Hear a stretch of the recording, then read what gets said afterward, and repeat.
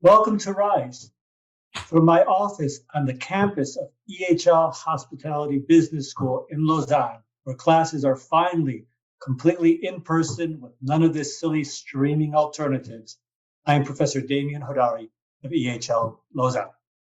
And from lovely Cape Town, how's it? A very good morning, good afternoon, and good evening, wherever you're joining us from in the world. And thank you for joining us on Rise. As always, we are thrilled to have you with us and very grateful to everyone in our Rise community. My goodness, what a time it has been. If it's not one crisis, it's another. And as we see, as the West is focused very much on what's happening in Europe in terms of the crisis in Ukraine, we know that in the East, crisis is continuing to unfold with COVID as numbers continue to rise. So with our busy world having to cope with all of this change, the next normal clearly being nothing like a normal we've ever imagined, we are here as always with Rise for you, because of you, trying to make sense of all of the noise and keep us all confident as we look to the future of an industry that we all love. It's an adventure out there. Professor, what's happening this week on Rise? Well, we've got two outstanding guests, as always, talking about a very niche but growing segment of the industry. We've also got a report from the Global Wellness Institute with some interesting data about the wellness sector that I think will be interesting for everybody. But before any of that, as always, we start with our audience and we have a poll question for you. How strongly do you feel a sense of purpose in your current job? And thanks to everybody for answering that question, and we will share the results a little bit later. First, back to Anita. As we have always said, when we look at where in the world, we try to get a sense of where exactly are we in our world, not just as an industry, but how the world and its issues are impacting on our industry. As Professor has shown, the concept of purpose is very much a part of the feeling of this episode of Rise. Reason being, for many reasons, we are well into a number of crises as the world's unfolding.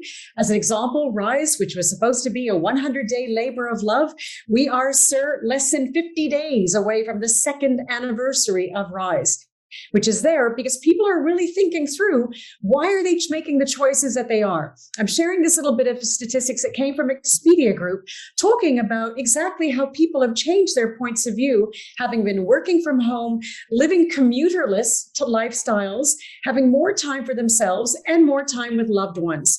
Recent research came out in the 2022 Outlook saying 91% have a greater appreciation of spending quality time with their family, having now had a chance to, or many even separated from family. 84% greater appreciation for the time they have for taking vacations, 77% greater appreciation for their separating the professional and personal life and turning all these little devices off when they go on holiday and they're having time with their families. And as we've spoken about the challenge with labor in terms of people coming back to work and people going through the great resignation, 30% are more likely to take a sabbatical. I thought this was very interesting to show how significant shifts are happening, not just changes, and how people are looking at their work lives and the impact on their professional lives themselves. I really enjoyed seeing this. Yeah, I think that's really interesting. And I'm coming at a similar issue from a different perspective with my data, or with my headline a little bit later, actually.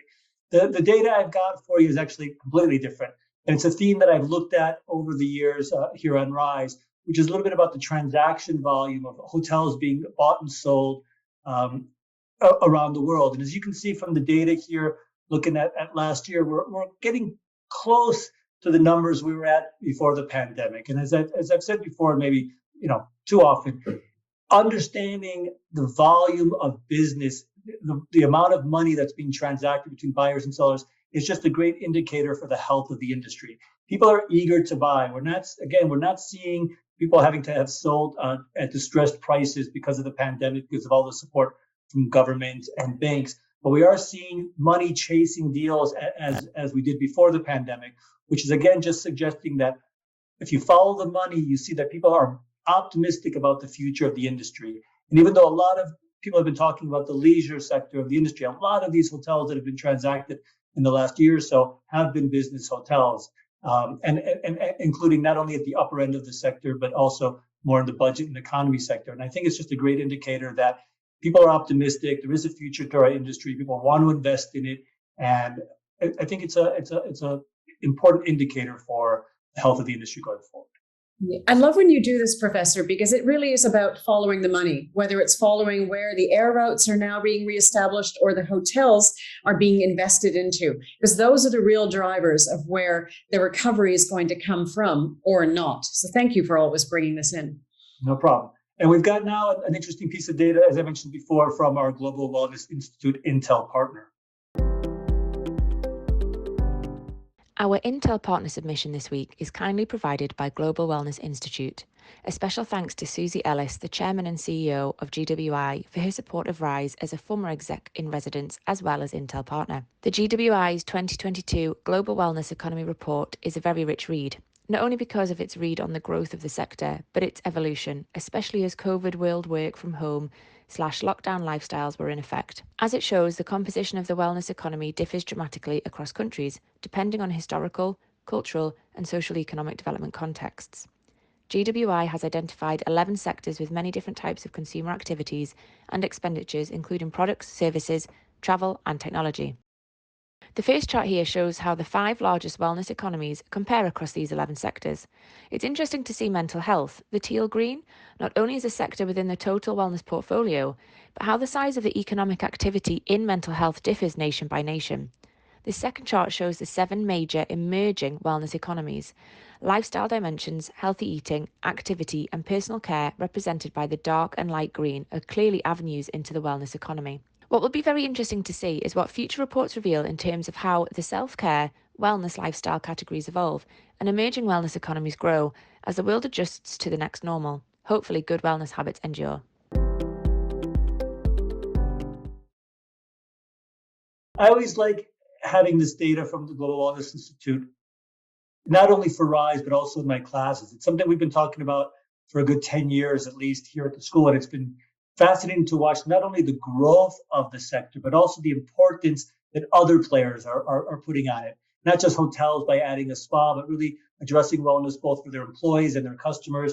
And as we'll see, I think a little bit later in our discussion with our executives and residents today, how this wellness plays out in tourism in general. Indeed. And you mentioned a really good point, because we've seen through COVID how words have changed. And wellness has not only now been blown into 11 different categories, it's now just general well-being, which is why our execs and residents are so valuable this week. But it is great that Susie has, and Global Wellness Institute has such fresh data that they're able to share with us on RISE. So people are getting a really good sense of how profoundly our industry continues to evolve because of these last 2 years. Excellent.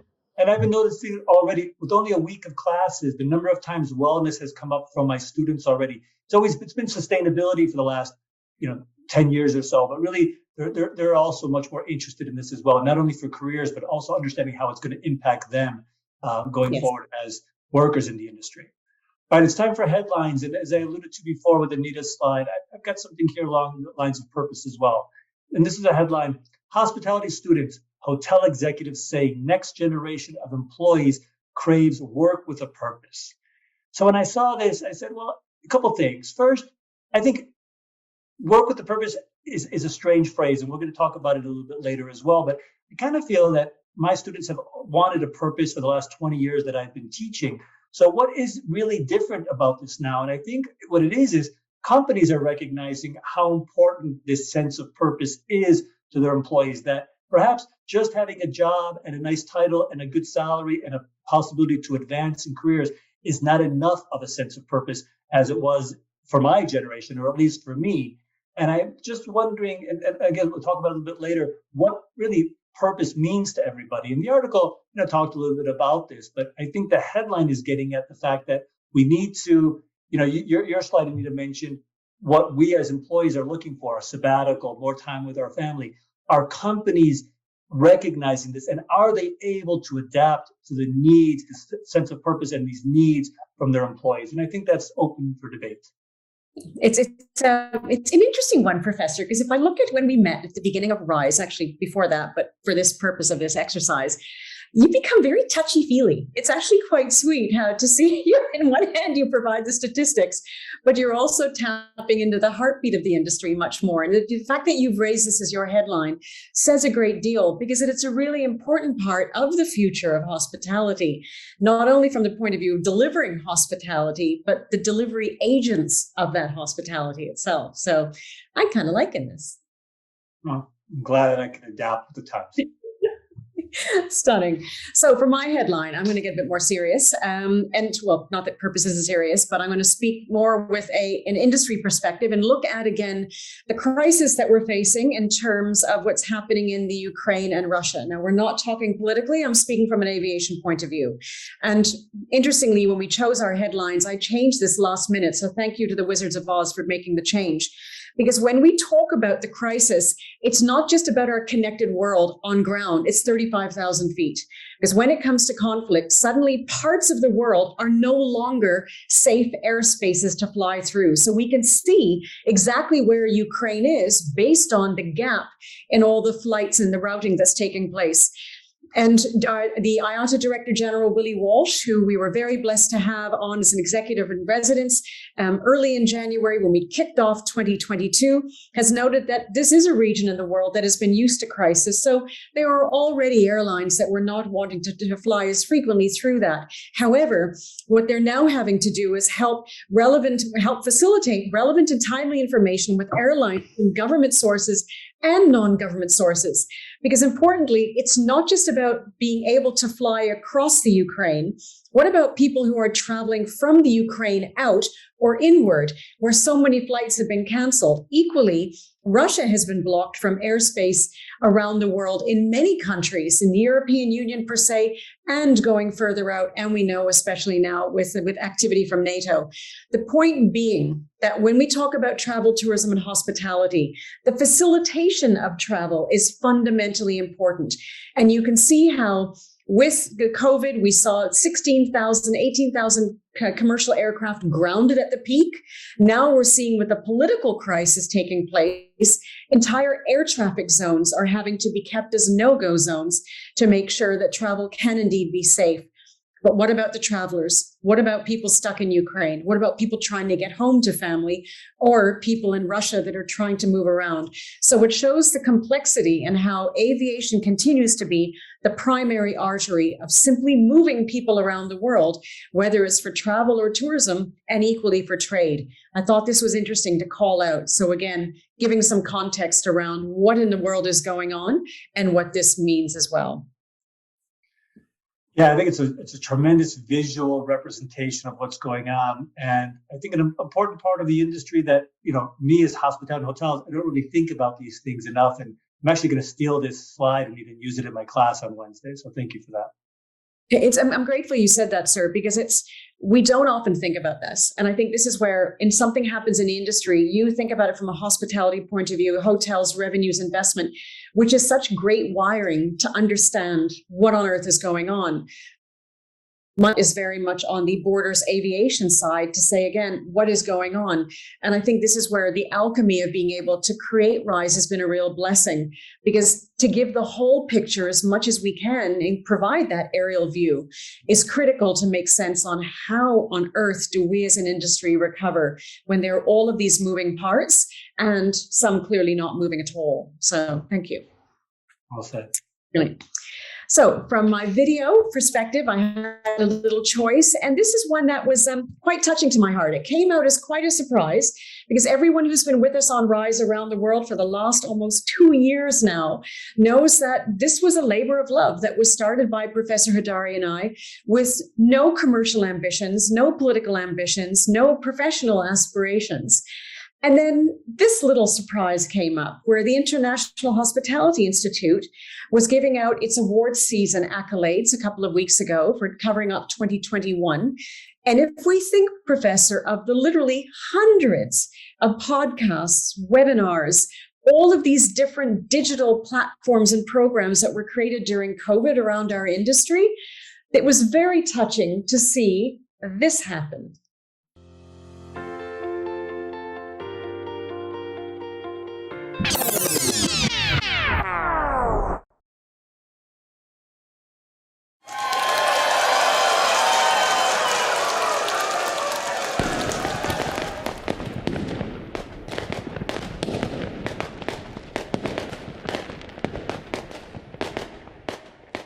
Thank you to everyone in the RISE community for the world of support.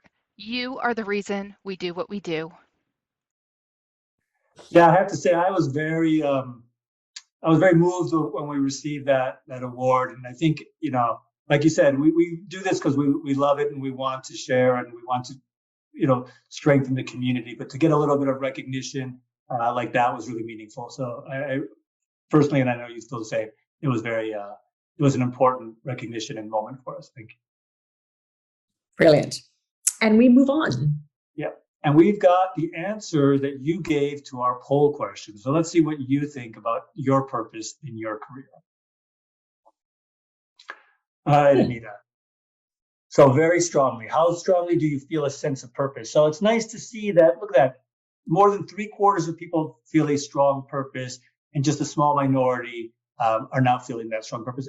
I think it would have been interesting maybe to ask or to be able to have compared that with before the pandemic. Are we feeling more of a sense of purpose now or less of a sense of purpose? And I'm not sure where I fit in on that, but I think that would be maybe a follow-up question that if we had a live audience, we could ask. I would be asking that. Indeed. And I think what I find fascinating, and actually goes back to what you were commenting on in terms of your headline, COVID gave us a chance to actually define for ourselves, what exactly does purpose mean?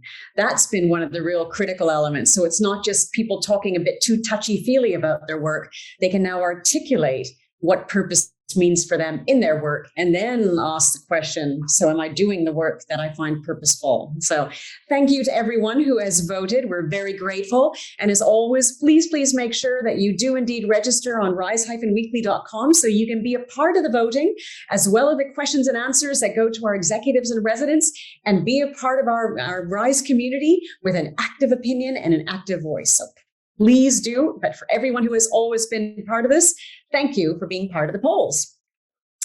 And we move on to our executives and residents, one of our favorite sections on this program. And it's because it brings some of our favorite people to the Rise stage. Today's executive and residents are two dearly loved colleagues and friends with a spirit of adventure in their leadership styles and their focus. Please welcome to the Rise stage, very early rising time for him in the US, Shannon Stowell. He's the CEO of ATTA, the Adventure Travel Trade Association. ATTA is the largest global network of adventure travel leaders. The community is made up of over 30,000 individual guides, tour operators, lodges, travel advisors, travel boards, destination marketing and management organizations, outdoor educators, gear companies, and travel media who share a belief and a commitment to sustainable tourism. Incredibly valuable. I'm also blessed to sit alongside him on the board of Tourism Cares. Shannon, welcome to Rise. Thanks so much. And we have with us in sunny South Africa, we have Jerry MABENA, the CEO of Matsiami Tourism, and my dear South African brother, I must add. The organization itself was formerly TTG, which I was blessed to be on the board with and sitting alongside Jerry when he was CEO in that capacity. It has been operating as an organization now under two identities for over 2 decades. Now, this is critical when you think of how important travel and tourism has been to the rebuilding and the recovery of South Africa as a country and as a community and identity. It's South African-based group with significant portfolio of tourism attractions that truly are iconic. These include 2 attractions that are beautifully created and were launched during COVID-19, which is an important point to remember. That being Kruger Shalati, a restored historical train that is over a magnificent river in Kruger National Park, so getting a most unbelievable view of all of Mother Nature's creatures at play, and Sanctuary Mandela, which is the former home of President Nelson Mandela in Houghton in Johannesburg, which has now become a center of reflection. So not simply hospitality for hospitality's sake, but real purposeful developments in the travel and tourism industry. To you both, thank you for joining us on Rise. Thank you. Thank you. Thank you for the time. Thank you for having us. Yeah, thanks for joining us. I'm going to start with a question, Anita. I'm going to ask Shannon, as a father of 3 kids, every trip I take is an adventure. And so explain to me a little bit really what adventure travel is and how has it changed or not over the last 2 years? Yeah, that's a great question. And sometimes adventures and misadventures get intertwined with each other, right? So the way that we define adventure is a mix of nature, culture, and activity on a trip. So some sort of immersion into the local culture, involvement with nature, and then some sort of activity. But it could be anything from walking to climbing. So adventure travel is very accessible. Over the past 2 years, I would say probably the biggest change is just that so many people were cut off from their typical jumping on a plane and going somewhere to do an adventure, that they were, in a sense, stuck at home. And it was very different for different destinations. I've talked to friends in Latin America who were cooped up in apartments pretty much for at least a year. And then I lived in Washington State at the time, and we had access to some private logging land that the owners let anybody come and hike. So we had access to do that. So we saw a huge boom in outdoor recreation in markets around the world where people could get to it. So banner years for campsites, campgrounds, rafting companies, day operations, things like that. But the companies that were dependent on those international travelers in some of the more far-flung destinations had a really, and are still having a rough go at it. Thanks. It's an important point, just again, get that language right. So thank you for that and for the question, Professor. Jerry, I'm going to throw it over to you for a second, because I'm sure people are questioning that, okay, we get why Shannon's on the screen. We get that. It's ATTA, and he's got this incredible ecosystem and community. And they're probably looking and thinking, aside from the fact that Jerry and Anita have a long history in our industry itself, why is he on the screen? And why we wanted you on was because adventure and how you are choosing products and attractions to develop are intertwined. Can you please answer 2 questions? Firstly, when you move from Tibi Tourism Group to Matsamai, why the name change in terms of what does the new name mean? An opportunity to rebrand. What does the name mean?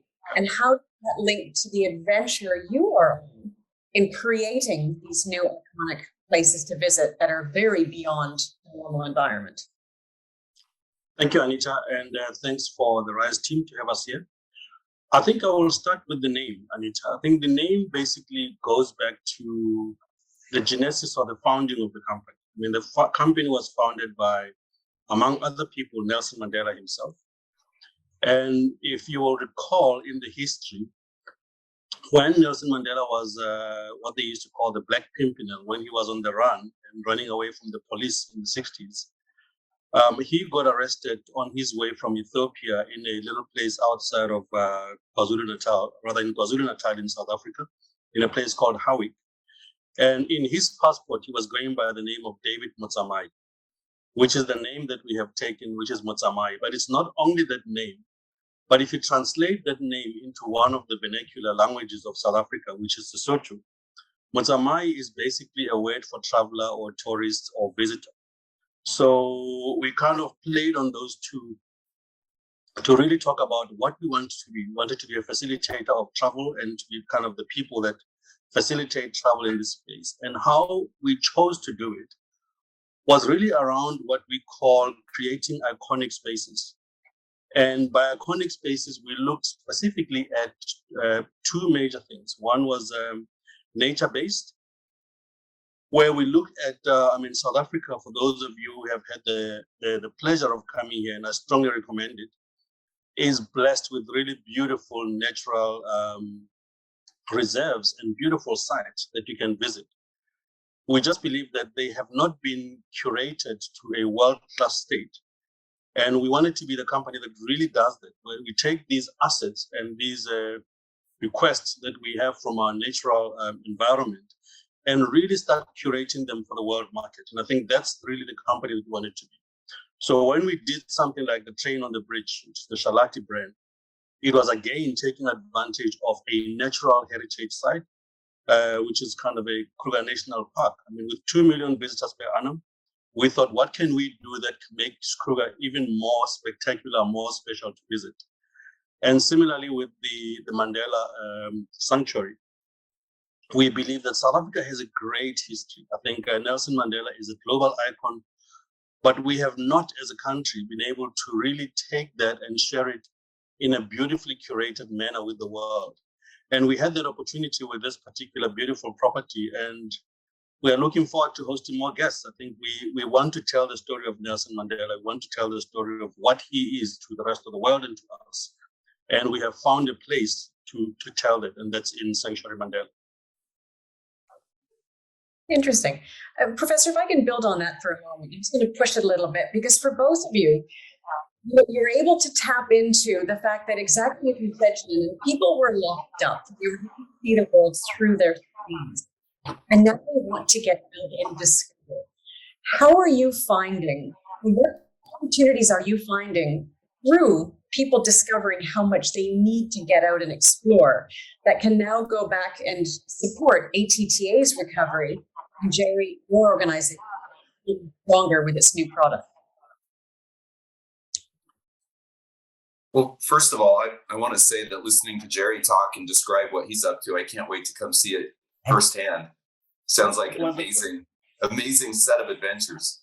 So thank you for that. There's a huge pent up demand right now. We're all hearing this, and we're seeing it in the adventure space. We're seeing places like Costa Rica really very strong right now because it's easily accessible from the U.S. market. And so I think that also, we saw some data from WTTC and the World Bank calling out adventure and nature and eco as the most important sector for early recovery. And I think it just has to do with some of the things we experienced and learned during the pandemic, that wide open spaces, small groups, getting back to nature, understanding where we fit in the world, paying attention to people who have been left out of the economic food chain. These are all issues that got shoved in everybody's faces for 2 years straight. So I feel, I still have some concern for some of the smaller pieces of the supply chain, just that they've been so damaged and lost staff who have moved to other industries or haven't been able to invest. But for the most part, we're seeing a lot of strength coming out of the space, a lot of companies and organizations recovering, and they've hung in there, and the travelers are starting to come back. So now, the timing of the conflict in Ukraine is super unfortunate for lots of reasons, obviously the humanitarian the most. But travel's resilient. It'll keep coming back. And I think a lot of the adventure travel people that went into hibernation, we'll see them coming back to the lodges and the trails and the rivers. And so I feel very good about the future. Just more of a question of when exactly is that going to be? When are we going to turn that corner? Indeed. And Jerry, from your perspective? I think from our perspective, it's been an interesting one once again, that even in South Africa, I think you're seeing that pent-up demand coming through. It's been very exciting to come here, Kruger at the moment, and to have looked at the bookings for the forthcoming season and seeing that for the first time, ever since we have opened for trade, I think we have more international inquiries and bookings than we have local. So it begins to tell us that the markets are opening up.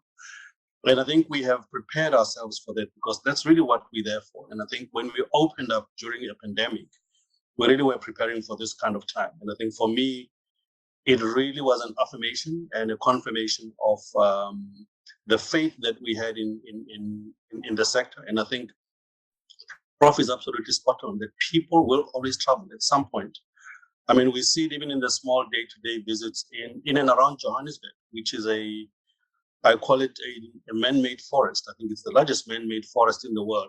When people get a chance just to go walk under trees, you see them in their hundreds and their thousands. And so we're looking forward to that, and we're looking forward to kind of doing more of that sort of stuff. Especially during jacaranda season in Johannesburg. That's absolutely spectacular. It smells good as well. I buy into the idea that our travel patterns are changing a little bit. And as we can get out again, we want to maybe, have more of an adventure, more of a sense of authenticity in our travel. And I'm just wondering, is this a long-term trend that you think the industry can bank on? Or is this pent-up demand a short-term implication of what's been going on? And maybe we want to get out into nature and do these things, but maybe 2 years from now, we're all going back to these all-inclusive resorts that were sheltered from the surrounding environment and just want to be pampered and have zero stress, as opposed to an adventure and a more authentic experience. So I'm wondering, maybe I can start with Shannon, how do you find a balance between that? Or do you have a strong view one way or the other? First of all, I'll say that adventure travel in the broadest sense was growing really rapidly before the pandemic. Okay. So I anticipate that will continue. It seemed to have increased people's appetite during the lockdown. I think people realized what they were missing. But there's one nugget of information that I've held on to through this whole pandemic that is just such kind of a mind blower. It comes from, I can't remember the guy's name, but he's the CEO of, I think it's called BlackRock, the world's largest investment company, trillions of dollars. Yeah. And he called out about a year and a half into the pandemic. He said, counterintuitively, people are more interested in sustainability now than they were at the beginning of the pandemic. And honestly, the cynical side of me thought, the pandemic is gonna put responsibility, sustainability on a back burner as people think about more pressing immediate in-your-face issues. And that's not what happened. And so the chatter that I'm hearing of interest in more responsible, more sustainable, regenerative, restorative, however you want to color it, type of tourism, I think it stands a really strong chance for being a front runner going forward. And do you consider it part of the wellness industry? Do you consider, if we saw some of the data that we looked at before from the Global Wellness Institute, that must bode well as well for adventure tourism, right? That people are caring about themselves and their well-being. Absolutely. And we were seeing those trends too, things like yoga, wellness retreats. These were things that were, I wouldn't say creeping into the adventure space because they're already a part of it, but just that I think naturally the people who are interested in nature, they're doing some sort of outdoor recreation, even if it's, and I don't want to say just walking because I'm a huge fan of walking on trips, but I think they're inextricable, honestly, the adventure industry and wellness. And Jared, do you feel the same thing in your places, that this wellness and travel and adventure and authenticity are all intermingling? And how do you take advantage of that? Let me just comment on your first point that I don't think it's a passing phase. I think what we're seeing is it's actually almost deepening even further, where in some questions we are beginning to get people asking us what our kind of underlying purpose is in what we do. So travel with purpose is beginning to be a bigger thing, where people want to know that their dollars are spent in the right places. It's not just about just going to have a good time. And we are also seeing, to your point, I think, the wellness issue, I think it is becoming a big issue because there's a sense that being out in the countryside, being out in green spaces, even before you add the content, and that content would be the likes of the yogas and the other elements that you can put into it, you are seeing people just wanting to get out of the noise and the hustle and bustle of the cities and really being in quieter natural settings. So that is really beginning to be something that we think is happening. In a South African context, and perhaps let me just talk about it as a domestic South African market, what we've seen during the time of COVID is people who did not travel in the country. There are people who could afford to travel, but for some reason preferred to go overseas. But when they didn't have a chance to go overseas, then they started trying little places in and around the country.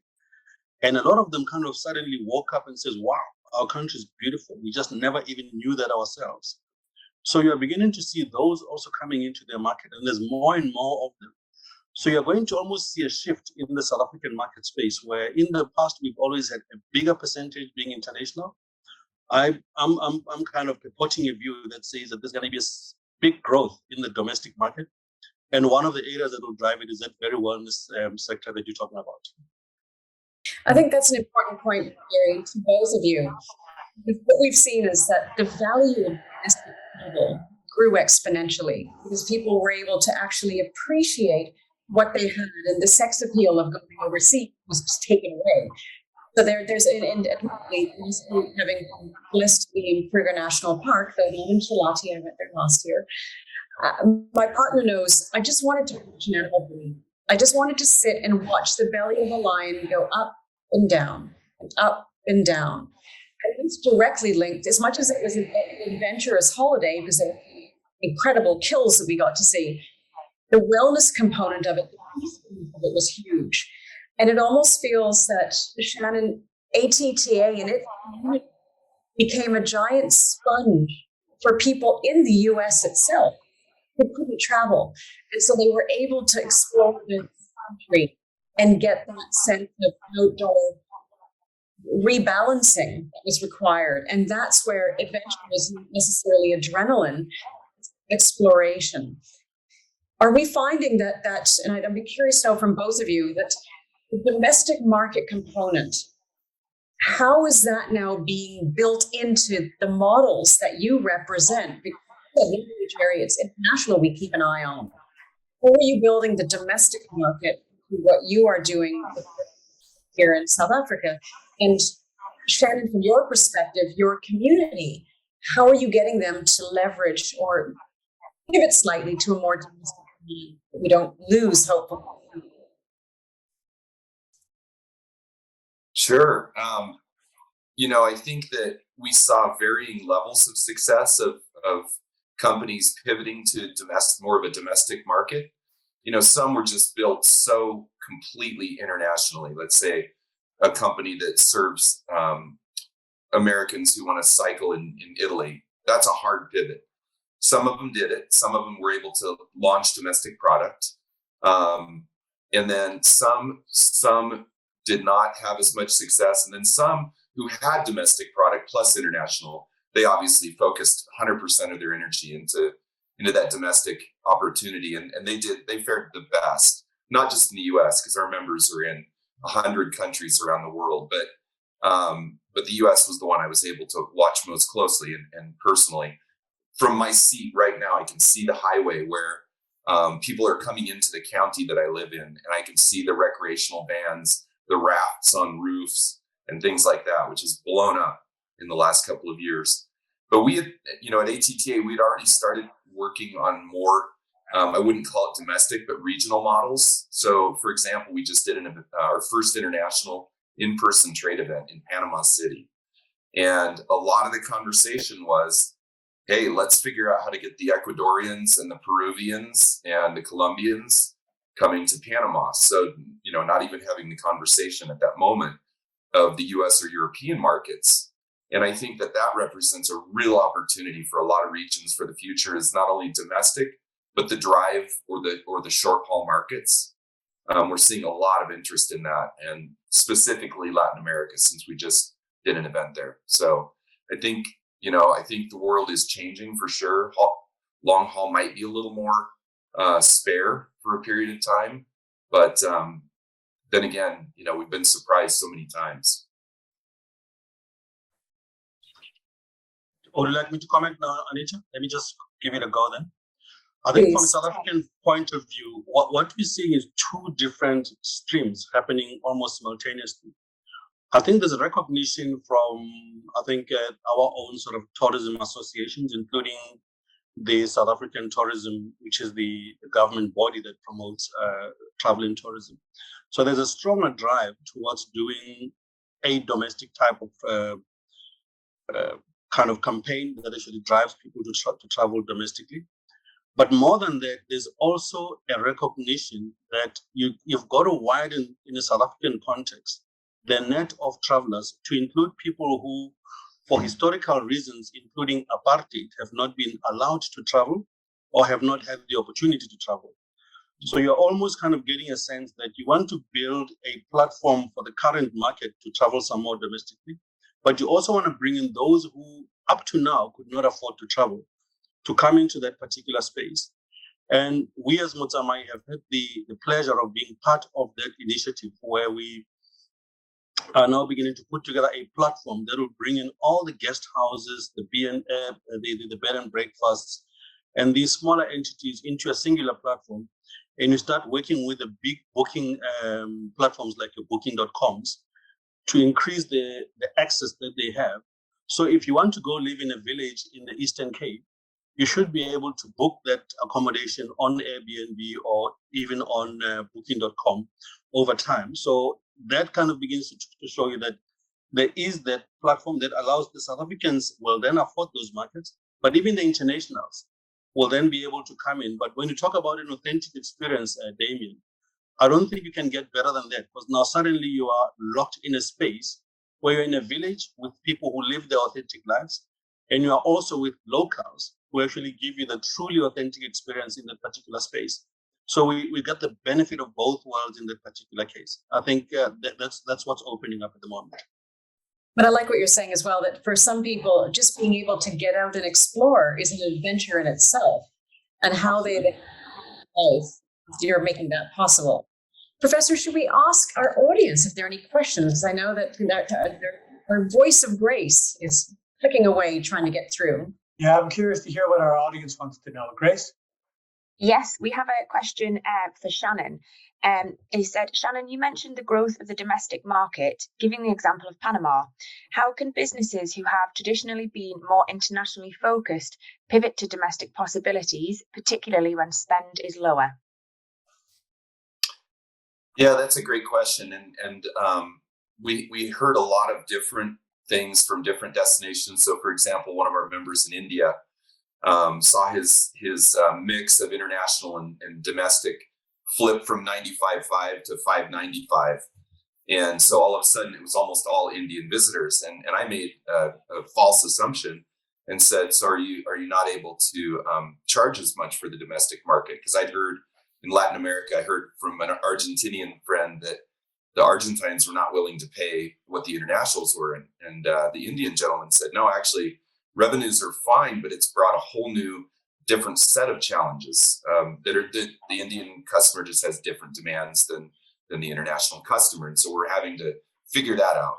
And so I think it really depends on the market that you're in, to be honest. And I hate to give such a wishy-washy answer, but there's no place that's fitting any mold. You know, it's really different in every destination, but I don't think it has to be lower priced. I think it really is about figuring out, do you have a product that can appeal to the people in your destination or cross-border where people can cross, that you can maintain at least as much as possible.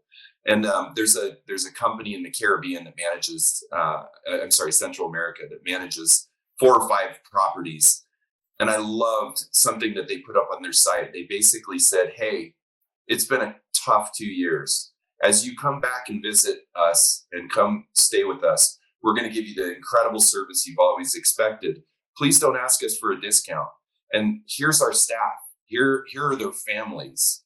They made this very personal, and not in a judgy or guilt-driven way, but just saying, hey, look, you haven't traveled for a while. We're so excited to have you back. Please don't ask for discounts. Can you imagine how hard it's been for our team to feed their families over the last 2 years? And they did it in such a way that you just went, oh, wow, yes, that's a beautiful message.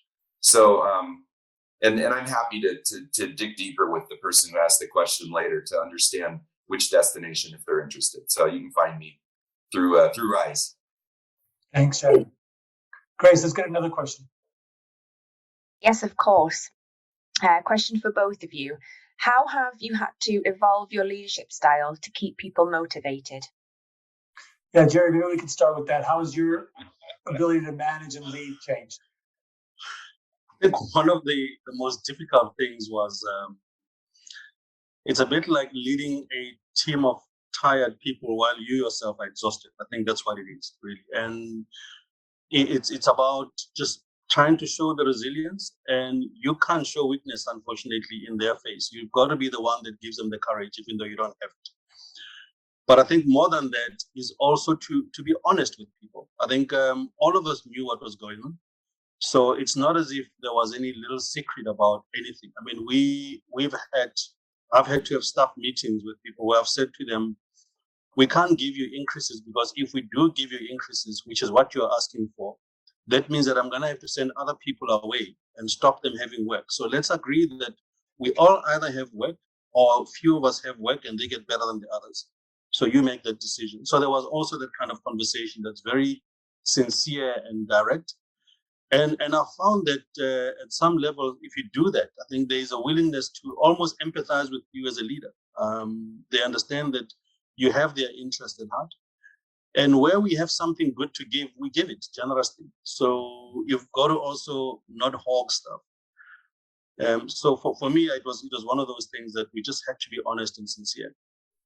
Jerry, I have a question to build on that, please, because with both Kruger Shalati and Sanctuary Mandela, Yep. you invested significant amounts of money and manpower into keeping the building going, even during COVID.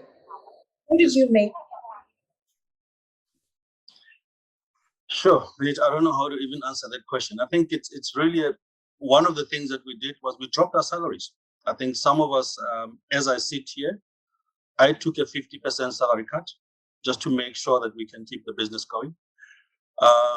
In some cases, what we then did was we readjusted our plans, and we would really employ people as we needed them. And then we would rotate them on a short-term basis. So instead of having employment for 7 days or 6 days or 5 days, you get employed for 3 days so that we can have another guy employed for another 3 days. So that way, all of the people stay employed. But all of us can't get paid full salaries, unfortunately. But one thing that was good was we didn't have to retrench a single soul. So that for me was the big thing. And then the other one was actually going to your partners and really saying to them, sorry, we can't pay you what we actually offered to pay you. Can we come to some sort of an understanding of getting some either a force majeure agreement or some other concession that actually would allow us to trade ourselves out of the situation? And I think, at some level, a lot of them started to sympathize as well, because they were in the same shoes. I mean, they could see other businesses in their financial institutions or other areas that were also in trouble. So it was a combination of those things. You manage on the one hand the staff, and then your stakeholders and partners, and try and really keep them honest or keep them appraised of what is going on. And Shannon, if you think of your 30,000 people in the community, how did you keep them motivated? How is your leadership style? At the beginning, it was a whiplash change. I accidentally ran across one of my communications from early March of 2020, where I'm frustrated with the media and felt like COVID was being overblown, wasn't a real thing. So that was my viewpoint in early March. And then March 28th, one of our beloved team members passed away from COVID. And so it was an absolute whiplash for me and for the team. So overnight, things got really serious and really fast. And so for us, I love what Jerry said. I totally agree. I had two audiences. One was my team and the other was our membership in the community. And so we just decided, man, if there was ever a time to be vulnerable and open about how bad things are, now's the time, because everybody's going through it. So I didn't feel any fear to be completely transparent about how hard things were, because I knew our members were all going through it too. We received an additional blow when our bank failed to process our government loan that we needed. So we got into a really tight corner, just being completely transparent. We reached out to an industry friend who helped us out, got us through to where we found a bank and got the financing we needed. So the whole time we kept the team appraised. We reduced everybody's salaries, everybody's hours. Nobody went unscathed. But we only had one, if I'm remembering right, we only had one person quit because of that. And she cried when she left and said, I want to come back to ATTA and work for you again. I have some things I need to do that I can't afford to do anymore with this salary. So our team is mission driven. And I think that's what helped us get through with almost everybody on our team to the other side, is that they knew that this will pass eventually. It's lasted longer than any of us could have imagined or hoped. But you know, the resilience, and I think by being honest, like Jerry said, when you're honest and transparent, that goes super far with people, because then they can trust you.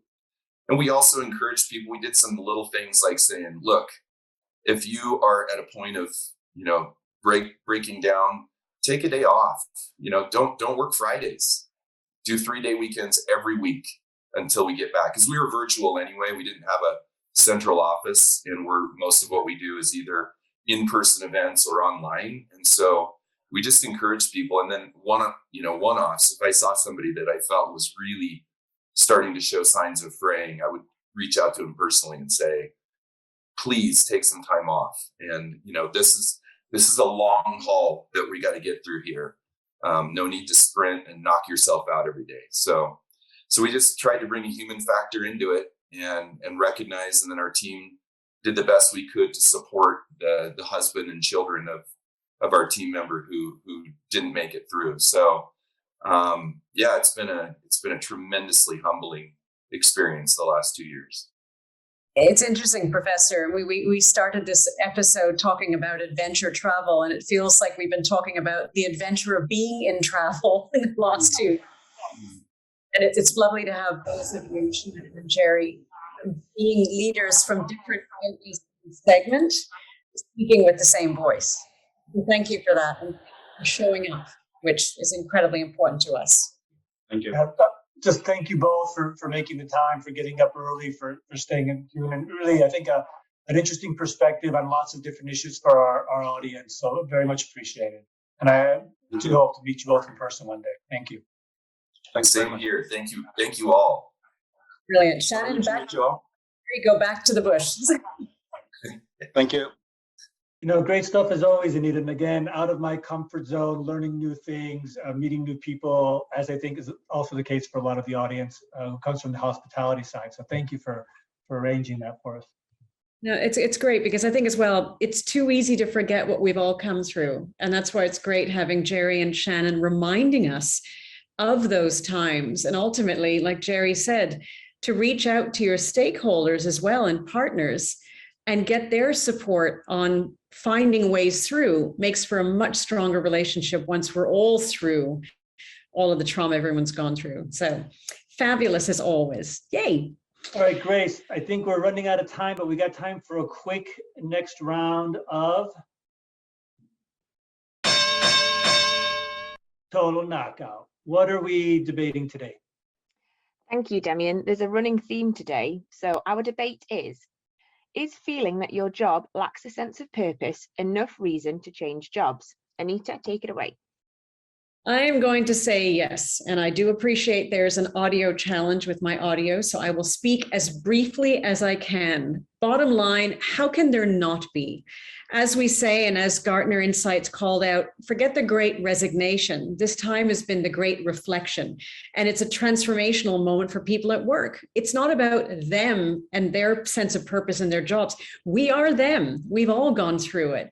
And people, having gone through the last 2 years, have really thought about their value and their values when it comes to work. And does it align to the work that they're doing? If it does, fabulous. It feeds the energy and the excitement and the commitment and the passion. If it doesn't, the degree of demotivation, lack of productivity, and unwellness only grows. So absolutely. Is it the way to do it? Yes. And importantly, and thankfully, jobs are evolving, companies are evolving to be able to recognize this and get the best out of their people by making things more purposeful. This is not esoteric. This is not touchy-feely. It's simply going down to, why do we do what we do in the first place? And everyone at the end of the day has some reason that motivates them to continue to serve, to continue to be purposeful. So absolutely, if the job doesn't have it, definitely good reason for the job's sake and for your sake to make the move. Sir. Look, I think the question was, is it enough of a reason? And I do think purpose is extremely important. I think, though, it's not enough of a reason to leave. I think if everything else is there, if the work is interesting, if it's important, which I agree are part of purpose, if you are able to support yourself and your family, you have some stability, I think then you have to find a way to make your purpose. And that might be convincing your firm to make certain changes, convincing your employer about the need to increase the purpose for everybody. But if you don't feel it, should you just quit? No, you have to find a way to create that purpose. So I think if you've tried that, if your employer is not open to that, if it's impossible, then eventually it's going to be an important piece of the puzzle that leads you to change careers or to change employers. But just to leave because you're not feeling that sense of purpose, I think that should drive you further to try to find a way, either yourself or with the employer, to create the sense of purpose. So I'm arguing, no, it's not reason enough to change jobs. And I know we're pressed for time, so Grace, I'm going to leave it at that and turn things back over to you.